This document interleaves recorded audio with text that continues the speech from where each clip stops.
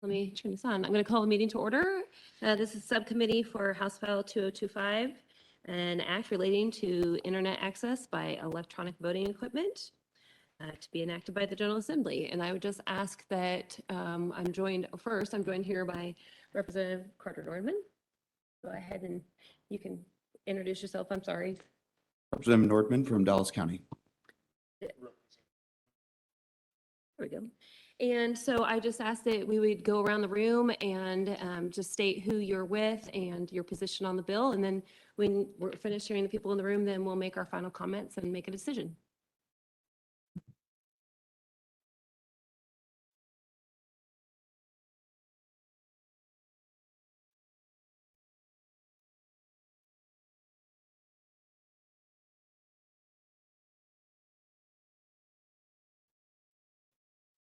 Good afternoon. I'm Jamie Cashman with the Iowa State Association of County Auditors, and we're currently registered as undecided on the bill. As we get additional information from our members on what the impact would be, and then also the thoughts of the legislators as well, I want to convey that. Just anecdotally, what we've heard in terms of what counties or the number of counties that have utilized modems and so forth, that based on what I had heard from yesterday, there were 7. There could be more or there could be less depending on, some additional information that we would have to get from them. And what they utilize the modems for are unofficial election results to get those in terms of getting that information out to the public after the polls close. So that's what they primarily utilize those. Obviously, those election results do not become official until they're taken back to the county courthouse to be certified and so forth. So again, we're undecided, and we appreciate the opportunity to come before the subcommittee.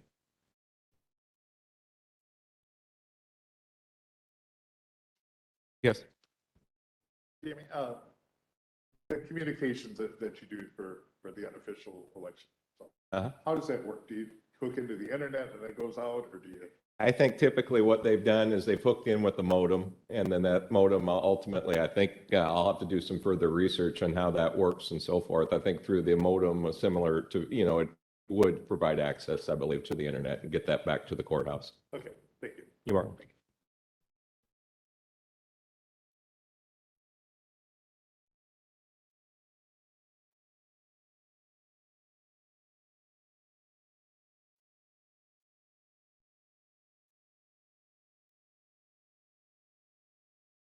Just got a couple questions and wanted to make sure I was asking the right person here. Right now, the vote tabulating machines right now are, as far as I understand, are pretty much all internet capable, but they've got the internet portion of it blocked, plugs or whatever. Does that meet the definition of this bill? Yeah. And that's the conversation that we are currently having. And because I don't want every county to have to go out and buy brand new voting machines. That's not the intent. So what that looks like to me is that there would not be internet access during the election. There would not be the modem hooked up, and that they would disable it. Because my understanding is that there is a way to disable those. So to me, yes, that would meet the qualifications. And I guess my only other question is, what is the intent of this bill? When I look at the intent of the bill, I think that we have done a very good job of being proactive in making sure that our elections are safe and a sound source and in the state of Iowa.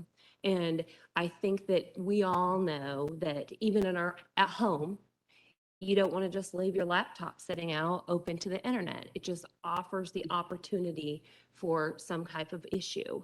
I think that we are able to run our elections and have really sound results that there's no ability, it's a protection unit, in my opinion. We don't need to have that access to the internet in order to have our election results. You say that right now, and forever almost, in the last elections, of course, an audit was done in each county. Sure. Just randomly drew a number of precinct did an audit of the county to match up with what the finding was. In each and every county, they were 100%. There was no deviation. And if there would have been an audit of the whole county. Right. On the surface, I don't have a problem with this bill. What I have a problem with, though, is that it puts out the signal, and it's been going on for years and years and years, that there's a problem with the system. That voting is not fair. Voting, we've got a problem with voting. It's not the way it should be. And I think bills like this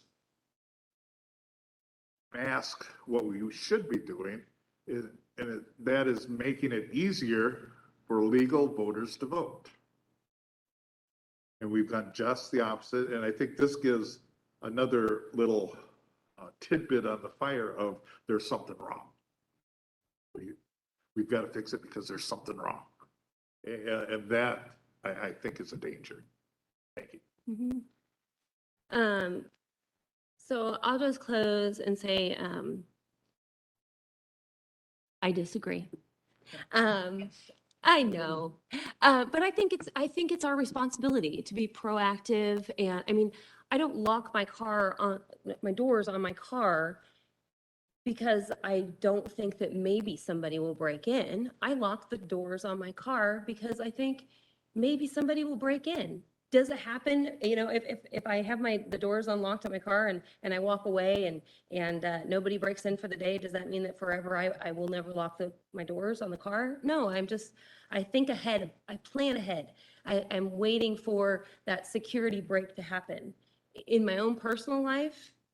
And, you know, on my computer, I make sure I have some Norton antivirus. I have all these things in place. And I think that we've proven that you're right. We do have Iowa is blessed to have a great election system. I think we are strong in that. I think we're a leader in that in our nation. I think we should be proud of that.